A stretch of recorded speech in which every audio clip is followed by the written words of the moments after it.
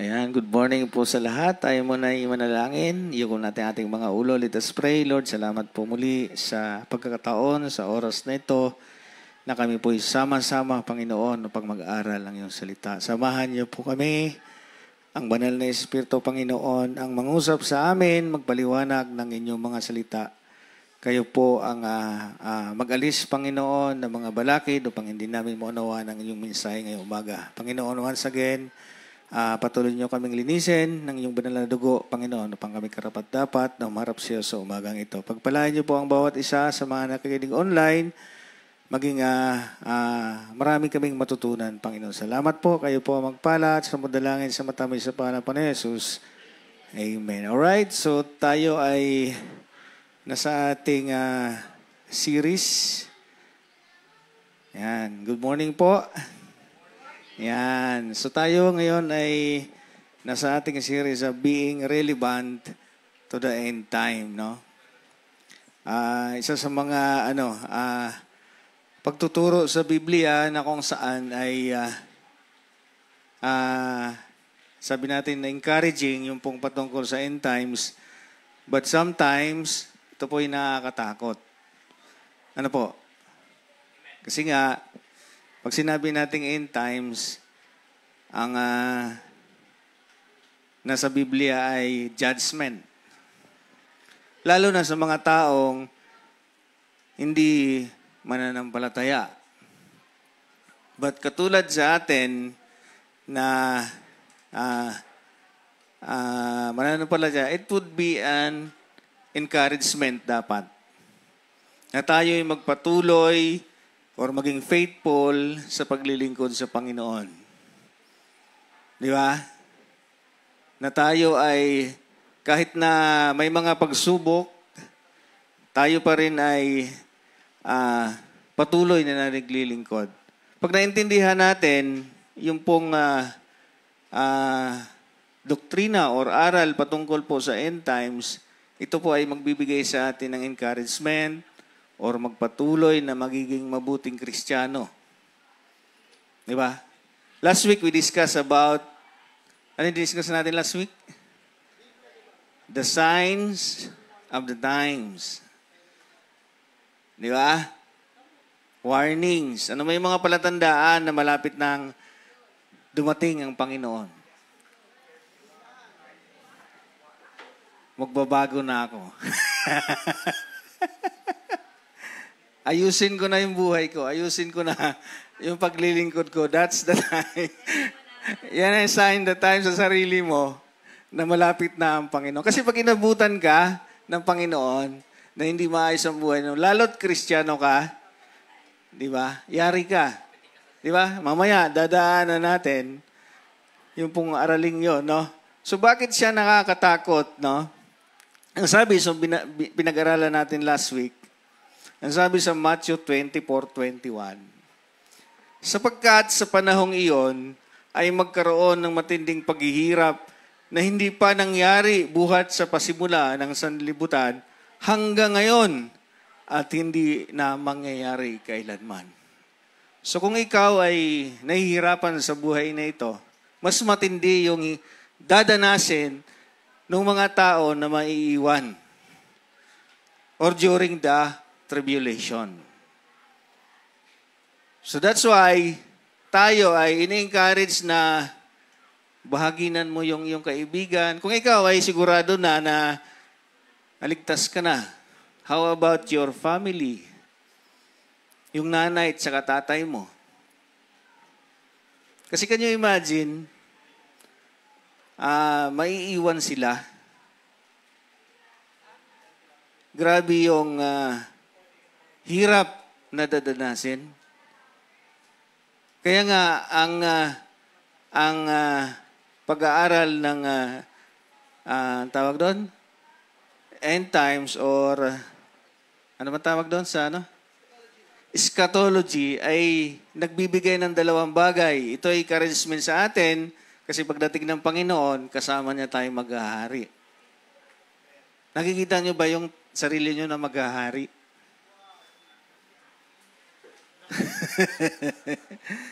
Kaya nga kayo ay tinuturuan dito ng paano maging leaders. Kasi pagdating ng Panginoon, nakulang ang training mo. How do you handle? Di ba ang sabi ng Panginoon doon sa kanyang parable, pag pinagbuti mo yung talent na ibinigay sa'yo, anong gagawin sa'yo? Dudublihin. Ay hindi mo pinalago yung talent na ibinigay sa'yo. Itinago mo. Nagalit ang Panginoon. Itapon yan. So that's one thing. Kaya kayo tinitrain, pinag-aaral, tinuturuan in preparation doon sa set-up. Tandaan po natin na ang paghahari ng Panginoon ay si-set up niya dito sa lupa. Tama ba? If you understand your eschatology. Ilang years yun? 1,000 years. Can you imagine? Maghahari kang kasama ng Panginoon sa loob ng 1,000 years. Di ba ba? Alright? Sa 23, tama ba? 22. At kung hindi paikliin ang mga araw na yaon, ay walang makakaligtas na laman, subalit alang-alang sa mga hinirang, ay pinaikli ang mga araw na yaon. Sumabigat. Kung hindi paikliin ng Panginoon, walang makakaligtas. Sino ba yung tinutukoy na dyan? Sino yung mga hinirang? Tayo ba yan? Hindi. Yung mga naligtas during tribulation. Kasi wala ka na nga dyan eh.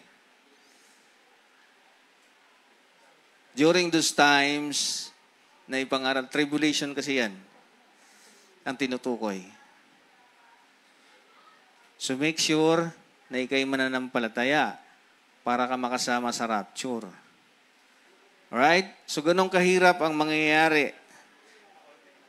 So, can you imagine, dito sa buhay natin ngayon, mahirap na. Apektado ba tayo dito? Apektado tayo. The Bible says it is a birth pain.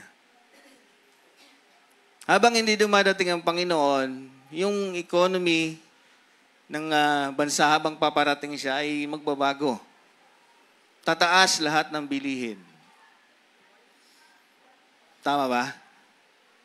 So ngayon pa nga lang medyo higpit sinturon na tayo. Di ba? Hanggat maaari, yung hindi kailangan, wag paggastusan. So how much more during this time na nagliliparan yung mga rocket, yung nuclear weapon. That's the sin of tribulation. Hindi ka makakabili pag hindi ka nagpapatatak. Sabi ng Revelation, magkakaroon ng giyera. Di ba? Napanood nyo ba yung Armageddon? Doon yung kinuha. Di ba? So kaya tayo, di ba, ang ini-encourage natin, yung ating mga kamag-anak, ikaw, ligtas ka na. Dahil nananampalataya ka sa Panginoon. But, how about dun sa mga kaibigan mo, lolo't lola mo na hindi ba nananampalataya, yun dapat ang concern natin. Yung lesson natin last week, yun ay yung mangyayari, yung signs of the times and the end of the world. Ngayon naman, habang di pa dumadating ang Panginoon, anong gagawin natin? Paano tayo mamuhay na ine-expect natin yung pagdating niya? Alright? Ayan. Yun ang ating pag-aaralan. So, dapat mapipicture natin yung hirap. Kumbaga, maawa ka sa mga taong maiiwan. Maawa ka naman sa nanay at tatay mo, sa kapatid mo. Although, they will survive kasi mayroong mangaral during those times. Pero ang Biblia, Ang gusto nila, mamamatay na lang sila. Ang matindi, tatanggalin ng Panginoon ang kamatayan.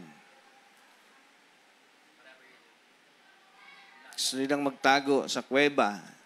Gusto nilang mamatay, pero hindi sila mamamatay. Ganong kabigat, ganong katindi ang tribulation. So tayo, ay in-encourage tayo ng Biblia na ibahagi yung Ebanghelyo. O, mayroong ano dyan, mayroong ang sagot, magdala kayo mamaya, hingi kayo kay Ninang. No need to, just iabot mo ka sa kanila, ipabasa mo. Ngayon, kung hindi ka marunong magpaliwanag, sabi mo sa akin. Ako magpapaliwanag. Invite us into your house. Bible study tayo. Kasi yun lang ang tanging paraan para makaiwas tayo doon, no? So, ganun katindi.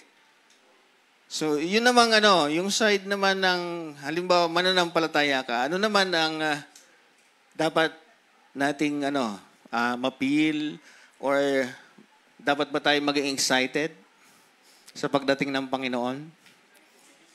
Yes. Kasi wala nang hirap eh. Sana mamaya na. Dumating ang Panginoon. Kailang kawawa, di ba? Kawawa yung mga taong hindi pa nabahaginan. Kung mamaya na. Pero gano'n ang tinuturo sa atin, dapat namuhay tayo na with expectation at any time, darating ang Panginoon. Kasi anong mangyari pag hindi ka nag-expect? Wala kang gagawin, tatamad-tamad ka. Di ba naalala niyo yung lazy servant?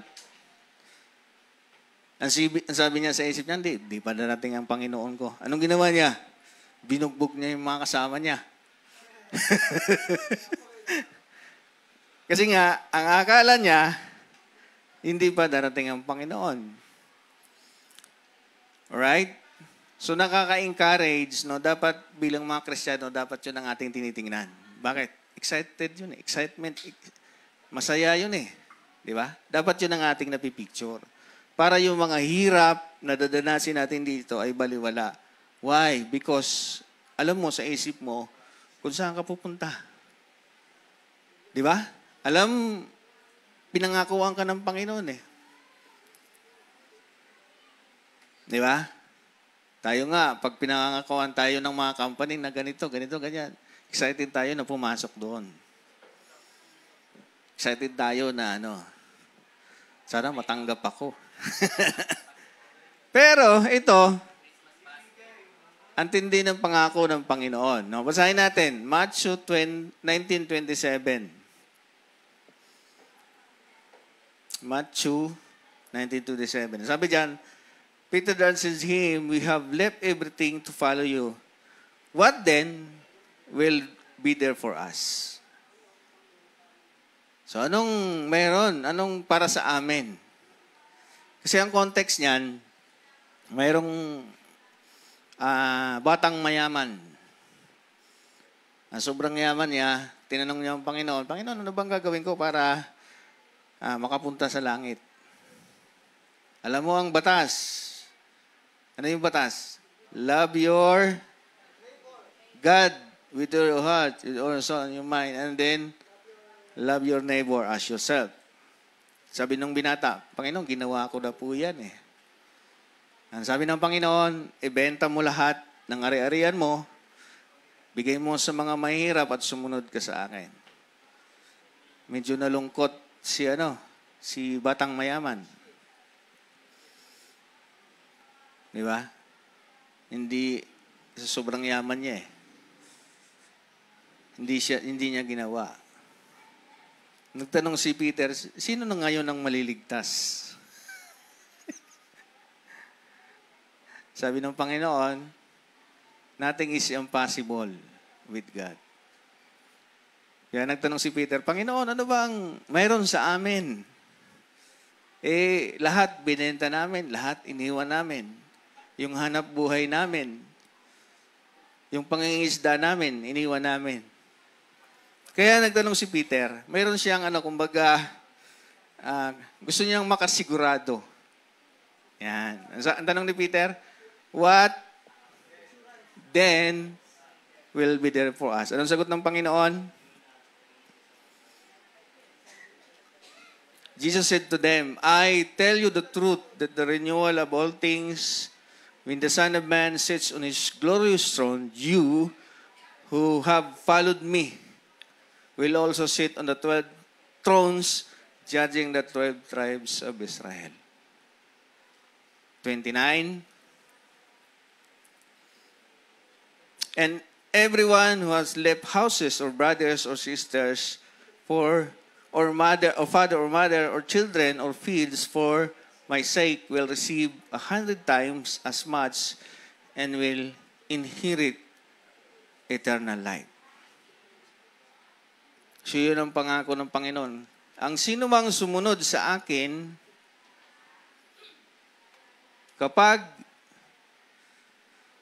ako ay dumating, kayo din ay kasama kong mag-ahari. So yun ang pangako ng Panginoon. Kaya nga excited tayo sa pagdating ng Panginoon. Kung naglilingkod ka ng maayos. Kasi ang rewarding natin, although maliligtas ka, mayroong reward na sinasabi. Mayroon ding accountability na sinasabi pagdating niya. May rewarding. Di ba? So, paano tayo mamuhay ay nakadepende or yung pagkaintindi natin sa pagdating ng Panginoon ay naka-aapekto doon sa ating pamumuhay. Paano tayo mamuhay ng maayos? Ang sabi sa 2 Timothy 2 verse 12, kung kayo'y magtiis, maghahari naman kayong kasama niya. Kung ating ikakaila siya, ay ikakaila niya rin tayo. Ano ba yung magtiis? Magtiis saan? Sa paglilingkod. Di ba? Pagtiis sa pagbabahagi ng salita ng Diyos. Kahit may nambabas sa'yo, tuloy ka pa rin. Amen. Di ba? Kasi nga, hindi naman nila alam ang mangyayari sa kanila. Kaya ikaw ay nagbabahagi because mahal mo ang pamilya mo. Mahal nyo nga ba? Iparamdam nyo. Share nyo si Jesus Christ.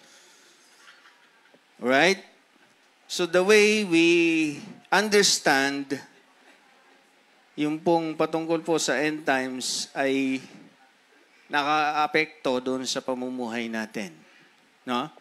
Yang title po ng ating pag-usapan ngayong umaga, Living with an Eternal Perspective. Mga pananaw.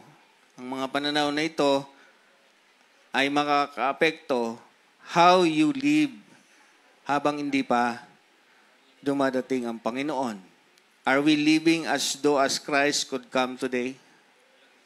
Paano pag ngayon na, mamaya na, anong gagawin mo? Sa tingin nyo, anong panghiinayangan nyo pag dumating na si Jesus Christ mamaya? Ano na pipicture nyo? Yung dadanasin ng mga tao na maiiwan. Pag nakita kayo, someday, bakit di mo sa akin binahagi si Jesus Christ? So mayroon tayong gagawin. Hindi lang, okay ka na, ligtas na naman ako eh. Right? Having a proper view of eternity will affect how we live. Yung binasa natin kanina sa 1 Peter 4 verse 1. Yan. Sabi riyan, therefore since Christ suffered in His body, arm yourself also with the same attitude. So mayroong paghihirap, kapatid. because he who has suffered in the body is done with sin. There is suffering, there is judgment. Kaya ini-encourage sa ni Peter na ihanda ang ating mga sarili. Sabi niyan. Kasi yung pag malapit na ang Panginoon, it will affect us also. Kasi yung birth pain na sinasabi, wars, rumors of wars, malapit lang sa atin yung China. Di ba? Naka-set up na sila dyan sa Philippine Sea. China Sea daw yun eh. Pilit nilang inaagaw. Ayan, di ba? At ang mabigat, judgment begins with the family of God. Saan daw nag-start? 1 Peter 4:17, yung binasa natin kanina, for it is time for judgment to begin with the family of God. Tayo muna ang mauna. Paano tayo judge? Haharap tayo sa Panginoon, kumusta ang iniwan ko sa iyong talento? Saan mo ginamit ang buhay mo? Ginamit mo ba ito sa paglilingkod? Kagaya ng sinasabi natin kanina na yung mga Kristiyano na hindi nag-expect, no? Tingnan nga po natin. 1 Peter 4:17. Wala ata dyan, hindi ko na ilagay. Right? 1 Peter 4:17. Nandiyan na ba kayo? Pakitingnan sa inyong mga high-tech na Bible. Bawal daw ang Bible sa cellphone. 4:17, for it is the time for judgment to begin with the family of God, and it is beginning with us. What will be the outcome for those who do not obey the gospel of God? Kung tayo daw i-judge, how much more yung mga hindi mananampalataya? Who do not believe the gospel? Nakita niyo ba? 4:17. For it is the time for judgment to begin with the family of God, and it is begin with us. What will be the outcome be for those who do not obey the gospel of God? Paano ba tayo judge? Gaya ng sinabi ko kanina, tingnan po natin. Luke 12:45.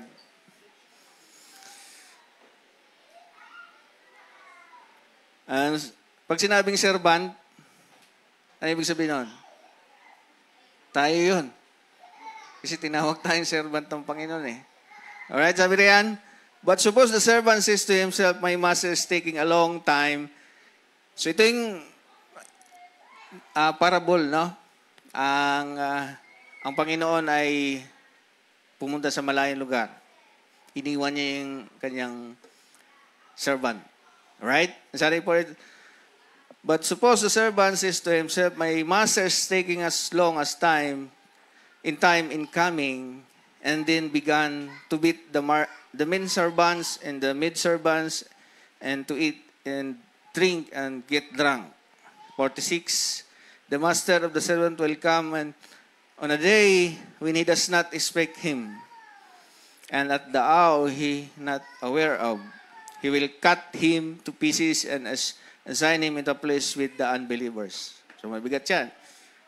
That a servant who knows his master will and does not get ready or does not do what his master wants will be beaten with many blows. So anong gagawin? Bubugbugin. Kasi nga, hindi ka naganda.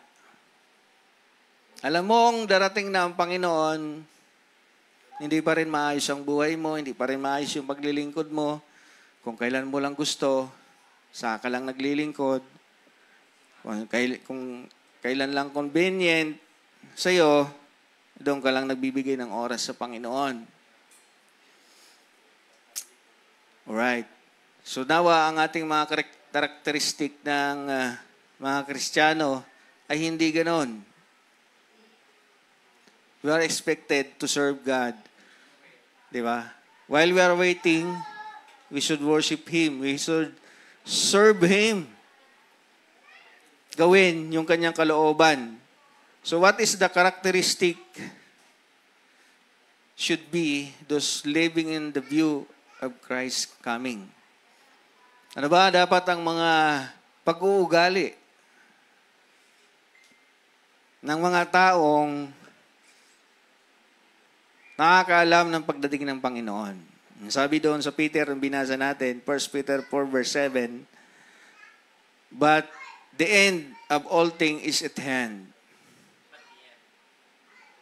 Therefore, ano dapat? Be serious. Be serious sa iyong paglilingkod. Ang sabi riyan, be serious and watchful in your prayers.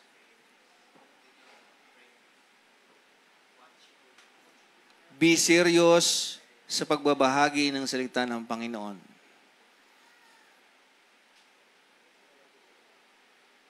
Lalo na, wag na tayong lumayo, wag na tayong mag-isip ng ibang bansa. Unahin na natin yung pamilya natin. Not necessarily na madala mo sila dito sa church. But one thing is, you sure na sila'y tumanggap sa Panginoon. Yun ang magagawa mo. Yun ang magandang ipakita mo na sila'y mahal mo. You are concerned about them. Yung kanilang eternal destiny.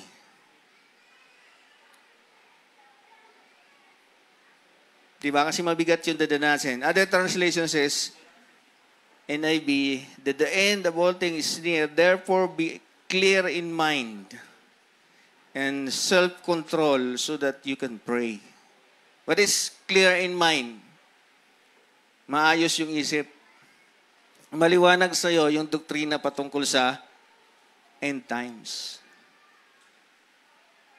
Be clear in mind. Clear-minded. Matino. Matino ang pag-iisip. Para ka mapanangalangin. So mahalaga yung pag-pray natin, ha? Huwag niyong yan. Dapat pinag-pray natin yung mga taong hindi mananampalataya na someday gagamit ang Panginoon. Kahit hindi kayo ang gamitin, nung ako'y bago-bagong Kristiyano, yun ang prayer ko. Nga nawa, magdala ang Panginoon sa probinsya namin ng manggagawa. Kaya lang, mayroon nagpadala, siyempre, iba man sa probinsya, mga ano sila eh. Di padlak, di kandado ng Katoliko. Meron doon mission ng ng Baptist sa barangay namin. Pero nung umuwi ako, yun, nasiran ko yung tatay ko. Yung nanay ko naman, pumupunta dito yun eh. Sinira ni ni Joy Joy. Ayun. So, ganun dapat, no? Every time, gawin nating opportunity na maibahagi natin yung Panginoon. Kung hindi nyo kaya, abutan nyo ng trucks. Di ba? Abutan nyo ng ang sagot. Marami pa tayong ang sagot dyan. Siguro mga 100 pa yan. Di ba? Dahil nga, sabi ng Biblia, magbibigat yung dadanasin ng mga taong hindi nakakilala sa Panginoon. Peter says that in view of eternity, Christian must have focus on maging prayerful sa kanilang buhay. Kailangan clear ang ating mind. Kailangan ang laman ng ating mind ay yung salita ng Panginoon. Ang opportunity na makapagbahagi ng salita ng Panginoon. Pray for someone, especially sa family natin, na gamitin ka. Ipag-pray mo yung sarili mo. Bigyan ka ng tapang ng Panginoon. Sabi ko nga, kung di kayo marunong, dalhin nyo kami sa bahay nyo. Di ba? Ganun lang. Paalam ko sa tatay mo, tay, malapit na daw dumating ang Panginoon. Kailangan natin mag-aral ng salita ng Panginoon. Mabigat daw tayong mga dadanasin nung hindi mananampalataya kasi may iwan dito. Di ba? Kaya nga, gano'n na lang ang pagbigay ng buhay ng Panginoon sa atin eh. Kasi nga, mabigat. Kawawa yung mangyayari. Di ba? Kaya binigay ng Panginoon yung kanyang buhay.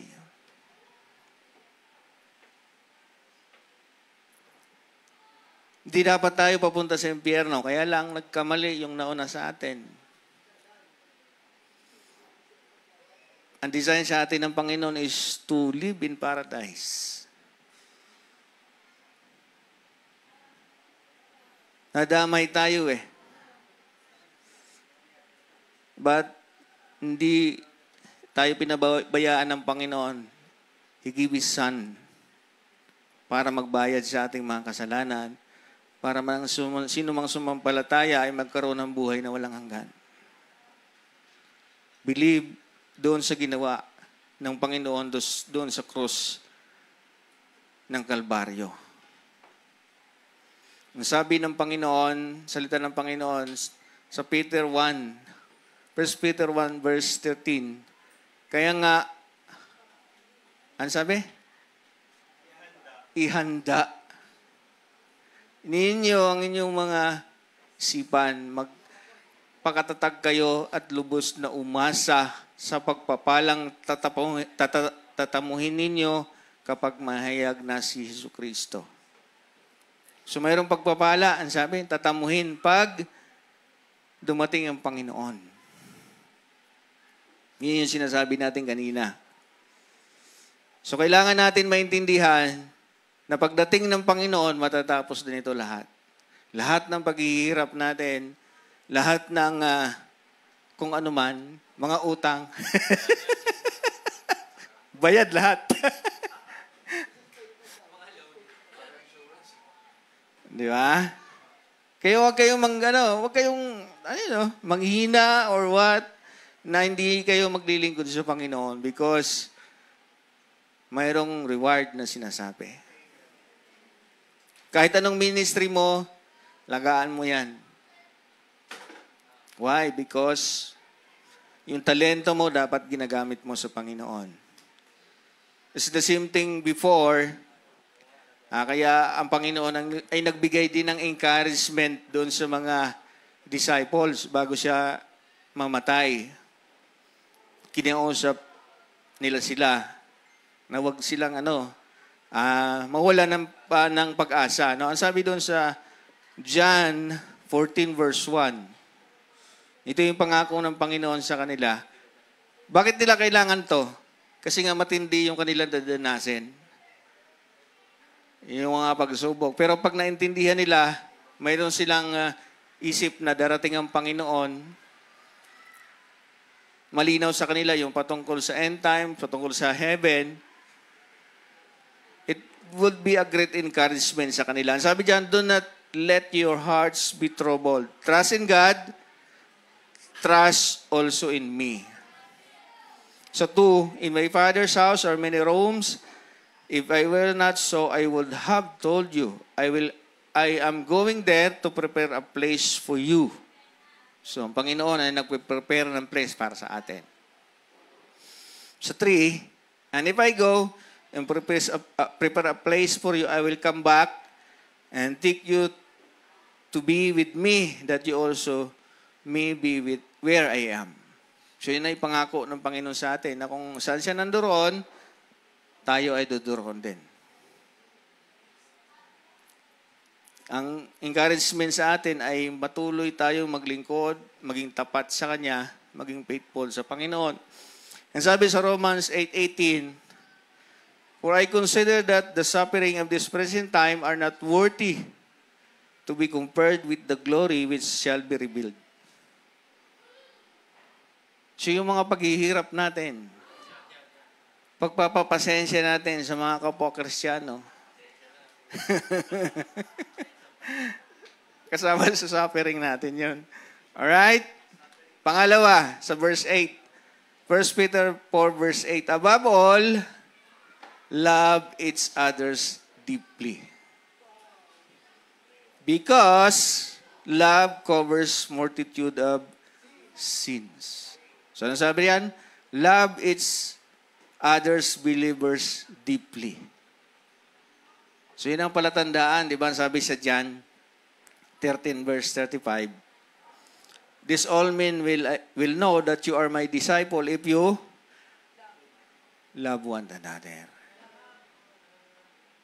So, paano ba natin ipinapakita yung pagmamahal sa kapwa Kristiyano? Niyayakap natin sila. Kaya lang, yung tagayakap natin wala na. Yan. Yakapin mo ngayon katabi mo. Pag hindi, yakapin ni Nanay Inday. Di ba? So, sabi riyan, mahalin ang kapwa Kristiyano. Kasi nga, na-experience natin yung pag-ibig ng Panginoon. Pag hindi natin minahal yan, sabi ng Panginoon sa James 5 verse 8, "You to be patient and stand firm because the Lord is near." Sa 9, "Don't grumble against each other, brothers, or you will be judged. The judge is standing at the doors."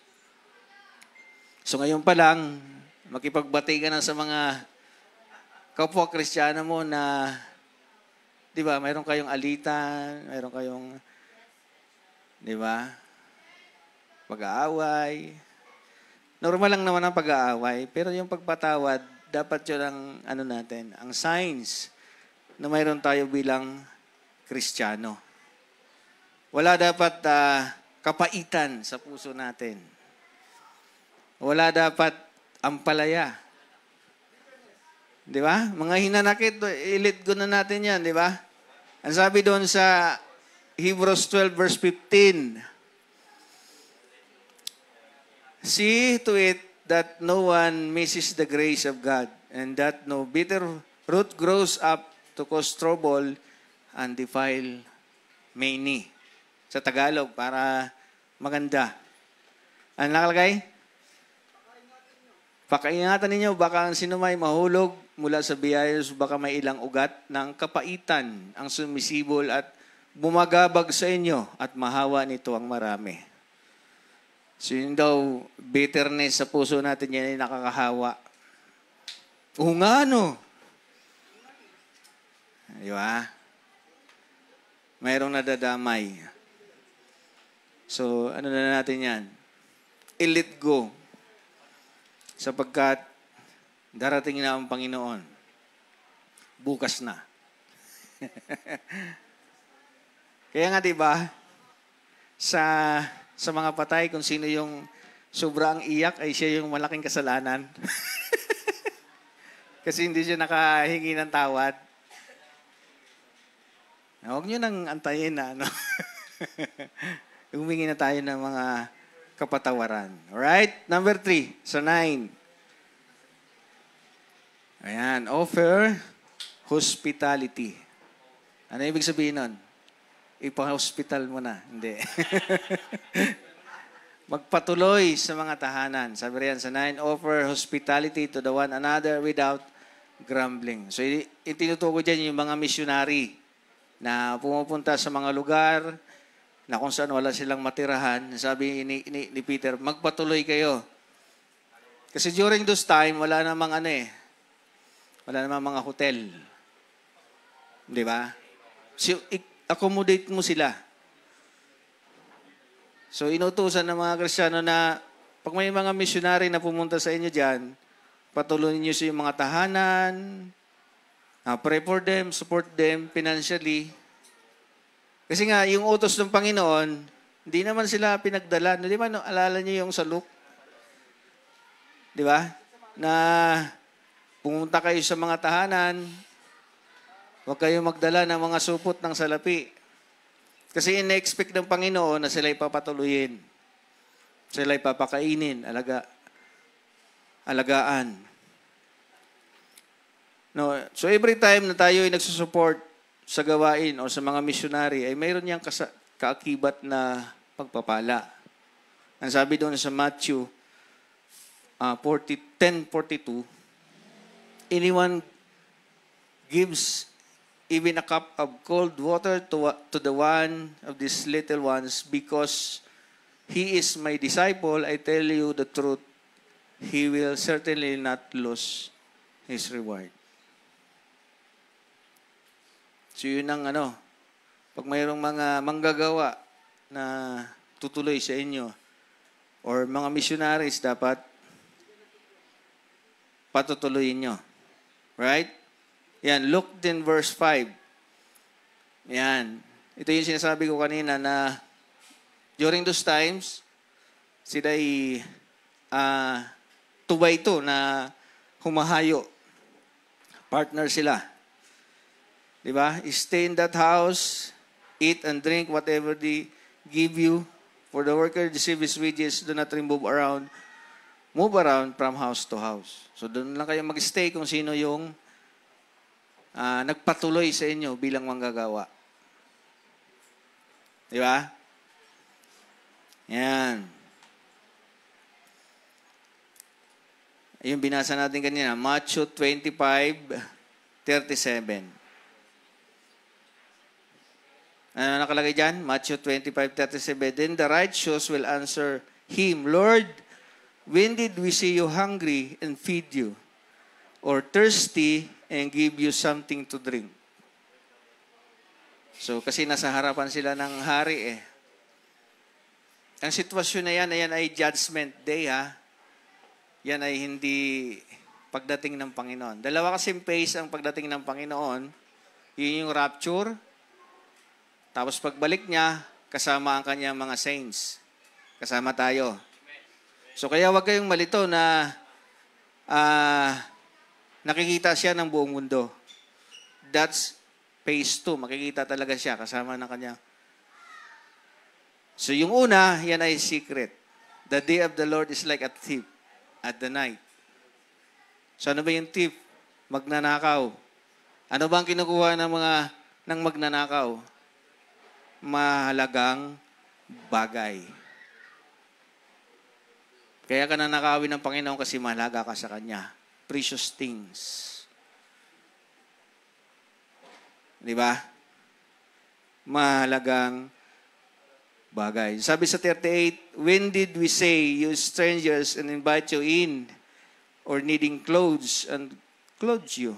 Sa 39, when did we say, you sick or in prison, and go to visit you? Sa 40, the king will reply, I'll tell you the truth, whatever you did for one of the least of these brothers of mine, you did it for me.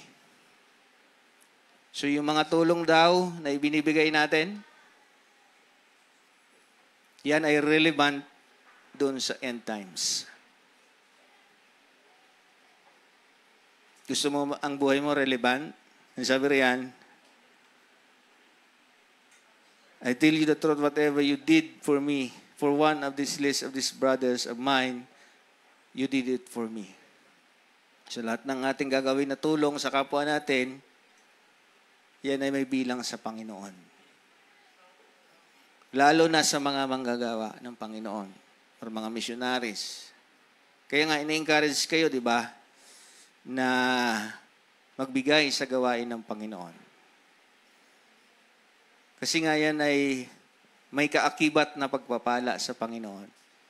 Not that nagbigay ka because of the pagpapala, but the thing is, you love ang gawain ng Panginoon. You love God. You love Jesus Christ. You have given a chance na maging part ng kanyang family. Niligtas ka. Can you imagine, of all the people, ikaw ang niligtas ng Panginoon? And in return, You worship God. You worship Him and din tumutulong ka sa gawain ng Panginoon. While you are waiting sa pagdating ng Panginoon. Tama ba?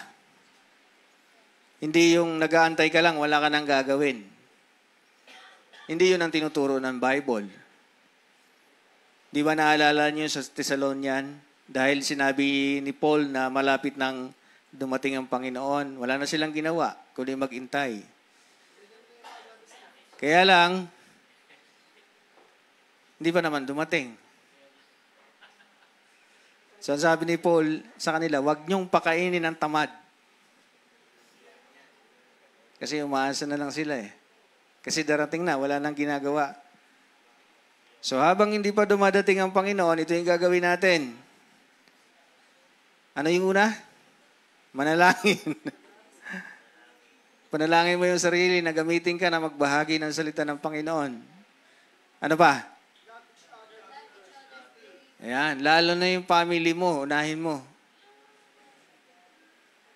Show love to them. Share the gospel. Share the love of God, of Christ. Explain to them why Christ died for them. Because mahal na mahal nila sila ng Panginoon. Number 3. Kung gamitin mo yung tahanan mo, invite mo kami. Mag-Bible study tayo ron. Di ba? Paano pagbukas na darating ang Panginoon?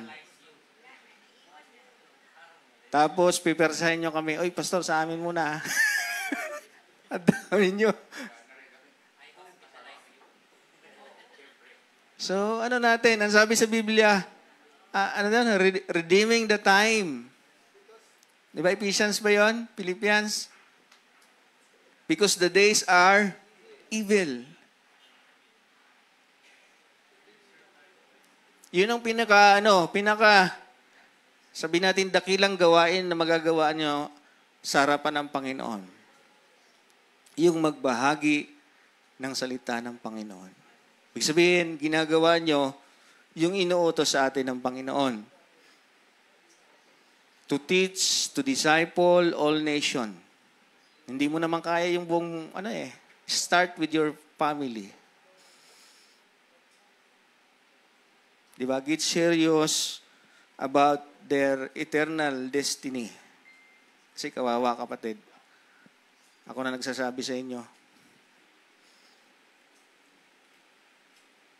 Di ka makakabili pag wala kang pambili. Wala kang tatak. Di ba naalala niyo ba yung sinabi sa nung kapatid natin sa Batangas? May pera kami pero wala kami mabilhan. Wala madaanan. Yan ay pa lang, birth pain. Patikim pa lang. Tandaan natin, pag dumating ang Panginoon, it will be, ang paghahari ng Panginoon ay He will rule with the rod. Ngayon, yung time natin is grace. Mahaba. Pag dumating ang Panginoon, no more grace. You will experience the wrath of God. You will experience the judgment of God. He will rule with the rod. Ano ibig sabihin ng rod? So, ganun katindi. Sometimes, hindi natin na-imagine lang. Kaya tayo ay okay lang na, ligtas na ako eh. Alright, number 4, use your spiritual gifts to glorify God. Ang sabi ron sa 4, verse 10, 1 Peter 4, verse 10, each one should use whatever gifts he has received to serve others faithfully, administering God's grace in its various forms. Ang sabi sa 11, if anyone speaks, he should do it. It is one speaking the very word of God. If anyone serve, he should serve, do it with strength God provides, so that the all things God be praised through Jesus Christ, to be the glory and the power forever and ever. So bakit natin, ano ang purpose? Bakit natin ginagamit yung gifts or talents na ibinigay sa atin ng Panginoon? To glorify God. Para mapurihan ng Panginoon. Kaya nga, lagi natin sinasabi, praise God. Wala dapat credit para sa atin. Ito, ang purpose natin is para maitaas ang Panginoon. Hindi dahil sa galing ko, pogi ako, kaya marami akong na-invite sa church. Kung mayroon mang kapugian, mali ang purpose. Sabi nga nila, evangelingaw eh. No? Di ba? So, paano mangyayari kapag hindi natin ginamit yung mga talents or mga gifts na ipinagkaloob sa atin ng Panginoon? Dapat ang mga Kristiyano, at least one, mayroon siya. Mayroon kang galing na ipinagkaloob ng Panginoon. Di ba? Magaling ka sabi doon, mag-speak. Dapat ang pagsasalita mo ay parang, sabi niya, speaking the very word of God. Speak with conviction. Magaling ka mag-encourage. Magaling ka mag-serve. Alam niyo ba kung anong ministry namin ni Kuya Boy nung una? Tagabuhat ng bangko. Tagaayos ng bangko. Di ba? Pagdating namin doon sa garahe ni Kuya Boy, ayos na ang upuan. You see? Ang pag nagkakatiwalaan sa maliit, pinagkakatiwalaan sa malaki. So we are encouraged na whatever gifts, talents na ipinagkulob sa atin ng Panginoon, i-enhance natin yon. Padamihin natin. Yun yung istorya doon sa Matthew 25. Di ba sabi ron? Matthew 25, the parable of the talents. When he come back, we will give an account of our service and will be rewarded based on our faithfulness. Some will actually lose their gifts as they have as a result of not using them. So kapag hindi natin ginagamit, ang sabi doon sa Matthew 25:28, nakalagay ba dyan? Take the talent from him and give it to the one who has 10 talents. So wala ka na nga, hindi mo ginamit, kukunin pa sa'yo. At ito yung masakit. So 29. Nakalagay dyan, for everyone who has will be given more, and they will have an abundance. Whoever does not have, even what he has will be taken from him. So 30. And through that worthless servant outside into the darkness, there will be weeping and gnashing of teeth. So mabigat. Kanina, pag hindi ka naglilingkod, anong gagawin sa'yo? Bubugbugin. Pag hindi mo ginamit ngayon, ihagis yan. Itapon yan. So ganun ka, pag hindi natin ginamit yung mga pinagkalob sa atin ng Panginoon, galit ba yan? Galit ba yung sitwasyon na yan? Galit ba ang Panginoon? Galit siya eh. Kasi hindi niya gagawin niya, ihagis yan. Kung hindi siya galit. Tama ba? Ano ba yung sinasabing wrath of God? Hindi ba galit ng Panginoon yon?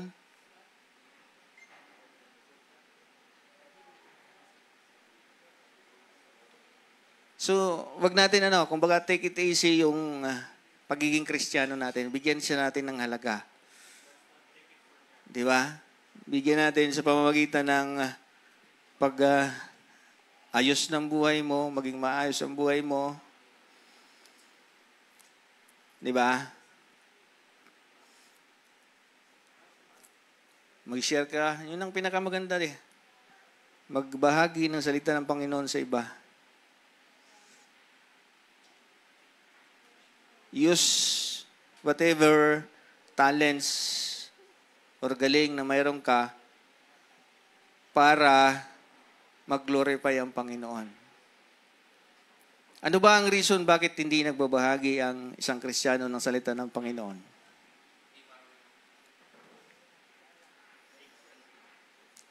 Sabi ron sa ano?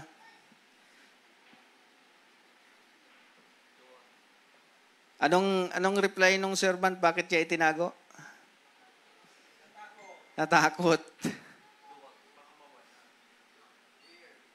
So yun yung number one reason bakit ayaw natin mag-Bible study. Tatakot tayo. Bakit? Kasi hindi natin alam paano mag-share. So do you think pag hindi natin ginawa o wala tayong ginawa doon sa panagkitiwala sa atin ng Panginoon, mabibigay ba ang kapurihan ng Panginoon? We dishonor God. Sabi ron,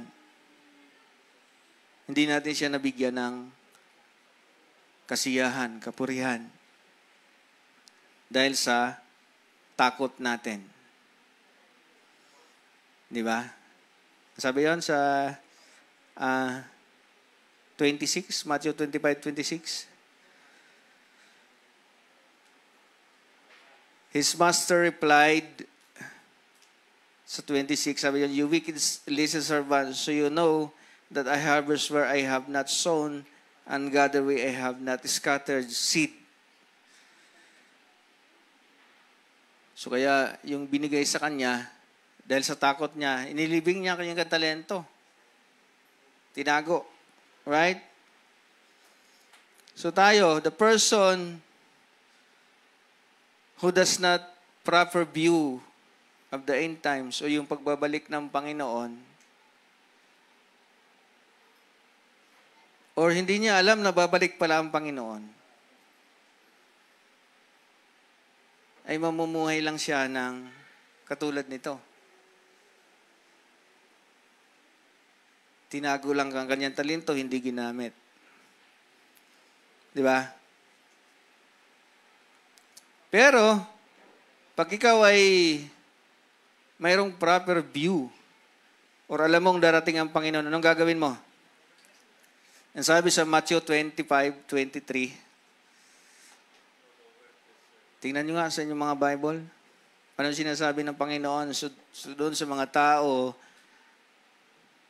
na alam nilang darating ang kanilang master?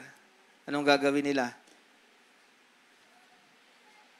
Matthew 25:23. Right? Ang sabi doon? Well done. Yan. Faithful ka doon sa mga malilit na bagay, I will put you in charge. Kaya nga pagbalik ng Panginoon, totoo yung sinabi kanina doon sa tanong ni Peter, you will be also judging the 12 tribe of Israel. I will put you in charge of many things.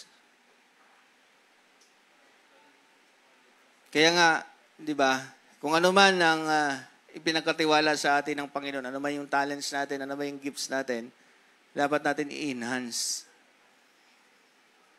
para lalo pa natin magamit sa ministeryo ng Panginoon. Tama ba? Yung pagdating ng Panginoon, yun na siguro ang pinakamagandang marinig ng isang lingkod ng Panginoon o Kristiyano, well done, good, faithful servant. Yung ayaw nating marinig, Itapon niya. Ang pangit no? Bugbugin niya. Dahil tamad ang... alright? So, paano tayo mamuhay habang inaantay natin ang Panginoon? You have a serious prayer life? Kaya umattend kayo ng prayer meeting. Di ba? Para pakita na serious kayo sa iyong prayer life. Ano ba? Love each others. Magpatawad na kayo. Offer hospitality. Use your spiritual gifts to glorify God. Alright? So, conclusion.